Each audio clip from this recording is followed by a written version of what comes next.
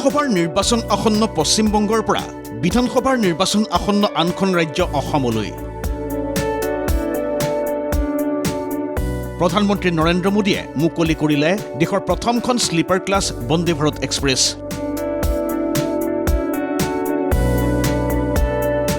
পশ্চিমবংগৰ মালদহত নতুন বন্দে ভাৰত স্লিপাৰ ৰেলৰ ফ্লেগ অফ কৰে প্ৰধানমন্ত্ৰী নৰেন্দ্ৰ মোদীয়ে। आज से भारत में वंदे भारत स्लीपर ट्रेनों की शुरुआत हो रही है।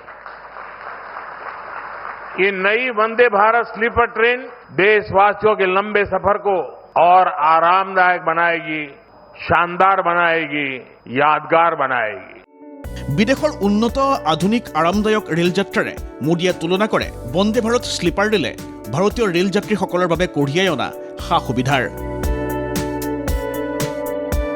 विदेशों की ट्रेनों को देखकर कहा करते थे कि काश ऐसी ट्रेनें भारत में होती। आज हम उसी सपने को हकीकत में बदलते हुए देख रहे हैं। उल्लेखযোগ্য যে পশ্চিমবংগৰ হাওৰা আৰু অসমৰ কামাখ্যা ষ্টেচনৰ মাজত চলিব দেশৰ এই প্ৰথমখন শয়ন শ্ৰেণীৰ বন্দে ভাৰত ৰেল। कामाख्या जैसे पावन जगह से इसकी शुरुआत हो रही है और मैं समझता हूँ कि आगे भी भारतीय रेल में जितनी ये ट्रेन आएंगी ये बहुत शुभ संकेत है। অতি অত্যাধুনিক সা সুবিধা সম্পন্ন এই ৰেলখনেৰে গুৱাহাটীৰ পৰা কলকাতা গৈ পাবলৈ সময় লাগিব মাত্ৰ 14 ঘণ্টা। কামাখ্যা আৰু হাওৰাৰ মাজত সপ্তাহত 6 দিনেই চলাচল কৰিব এইখন বন্দে ভাৰত এক্সপ্ৰেছ। ইফালে মালদহত প্ৰধানমন্ত্ৰীয়ে ফ্লেগ অফ কৰাৰ পাছতেই অসমৰ পৰাও যাত্ৰা আৰম্ভ হয় প্ৰথমখন স্লিপাৰ ক্লাছ বন্দে ভাৰত এক্সপ্ৰেছৰ। যাত্ৰীসকলৰ মাজত ND24ৰ সাংবাদিক। দেশৰ প্ৰধানমন্ত্ৰী নৰেন্দ্ৰ মোদীয়ে আজি এখন বিশেষ ট্ৰেইন মুকলি কৰিছে বন্দে ভাৰত বিশেষ, আৰু সেই বিশেষ ট্ৰেইনখনত আমি উপস্থিত আছোঁ। ND24 দৰ্শকসকলক আমি পাইলট ছিটৰ পৰা সবিশেষ দৃশ্য দেখিবলৈ যত্ন কৰিম। এই ট্ৰেইনখনত উঠিলে কিন্তু গম পায় যে ৰেলৰ উন্নতি হৈছে। কিন্তু মই এটা কথা ক'ম যে অসমত মাত্ৰ 3টা ষ্টপেজ দিছে, কামাখ্যা, ৰঙিয়া আৰু নিউ বঙাইগাঁও। কিন্তু সেই তুলনাত আমি চাওঁ যে ৱেষ্ট বেংগলত 11টা ষ্টপেজ আছে। গতিকে মই অনুভৱ কৰিছোঁ যে অসমৰ ষ্টপেজ বহুত কম হৈছে।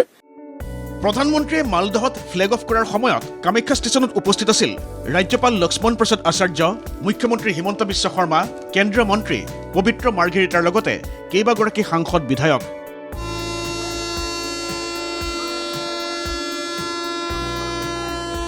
মুখ্যমন্ত্ৰীয়ে ফ্লেগ অফ কৰে নামনি মোৱা ৰেলখনৰ।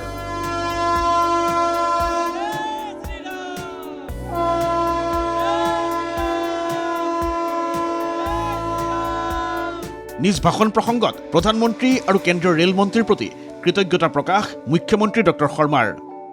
এনে যুগান্তকাৰী পদক্ষেপৰ বাবে মই মাননীয় প্ৰধানমন্ত্ৰী ডাঙৰীয়াক অসমবাসীৰ হৈ আন্তৰিক কৃতজ্ঞতা জ্ঞাপন কৰিছোঁ।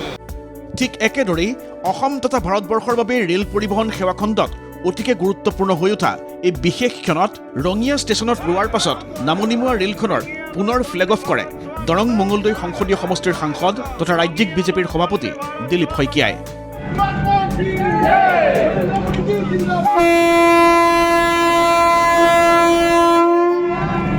ক'লে এয়া এক বিশেষ দিন দেশৰ এই ৰেল সেৱা খণ্ডৰ বাবে। অত্যন্ত এটা আনন্দৰ দিন, বিশেষকৈ ৰেল যাত্ৰীসকলৰ বাবে যে আজি সমগ্ৰ দেশত বন্দে ভাৰত স্লিপাৰ সেই ট্ৰেইনৰ আজি শুভাৰম্ভণি কৰিছে দেশৰ যশস্বী প্ৰধানমন্ত্ৰী নৰেন্দ্ৰ মোদী ডাঙৰীয়াই। মালদহত ৰেলখনৰ ফ্লেগ অফ কৰি নিজ ভাষণ প্ৰসংগত মোদীয়ে কয় এয়া মালদহৰ পৰা পশ্চিমবংগৰ বিকাশৰ নতুন গতি আৰম্ভ হৈছে। आज मालदा से पश्चिम बंगाल की प्रगति को गति देने का अभियान और तेज हुआ है। লগতে মোদীয়ে ক'লে এই ৰেলখনে মা কালীৰ পবিত্ৰ ভূমিৰ লগত মা কামাখ্যাৰ পবিত্ৰ ভূমিক সংযোগ কৰিছে।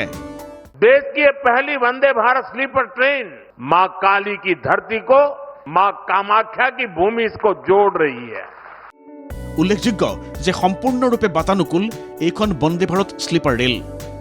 মেড ইন ইণ্ডিয়া প্ৰযুক্তিৰে নিৰ্মাণ কৰা হৈছে দেশৰ এই প্ৰথমখন বন্দে ভাৰত স্লিপাৰ ৰেল।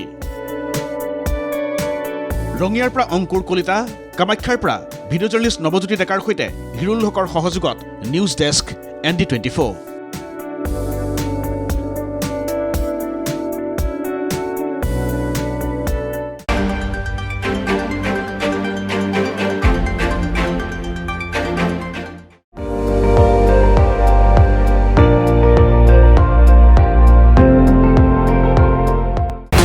আপুনি চাই আছে ND24 সৰ্বশ্ৰেষ্ঠ নহয় সৰ্বোত্তমৰ দৌৰত।